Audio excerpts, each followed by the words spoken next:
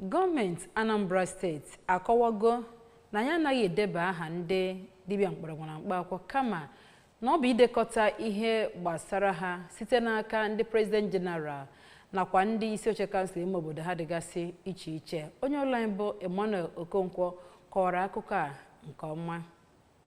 Ya bụ kọmishọn na-ahụ maka mgbasa ozi na steeti a bụ Dọkịta Law Mefo kọwapụtara nke a oge ọ na-agwa ndị ABS okwu na akụkọ ahụ a na-akọ n'oge ugbu a na gọọmenti steeti a na-edeba aha ndị dibịa niile nọ na Anambra steeti na-enyekwazi ha asambo. Dọkịta Mefo kọwara na okwu nke a bụ asị na naanị ihe gọọmenti steeti a na-eme bụ ideba aha ndị ezigbo dibịa nọ na steeti a n'akwụkwọ na onweghị asambo ọbụla ma ọ bụ nzere ọbụla a na-enye ha, ma kwue na ihe kpatara eji edeba aha ha bụ iji wee hụ na naanị ndị ezigbo dibịa bụ ndị na-alụ ọrụ na steeti a, ebe ọ rụtụziri aka na ndị ga-ekwu ndị dibịa ndị a ga-edebe n'akwụkwọ bụ ndị obodo, ndị ji ọkwa President General nke obodo ọbụla, ya nakwazi ndị ji ọkwa chairman nke okpuru ọchịchị kansụl niile dị na steeti a. Ọ gara n'iru kọwaa na ya bụ amụma bụ nnọọ nke a na-eme n'efu. Site n'Ọka, abụ m Emmanuel Okonkwo.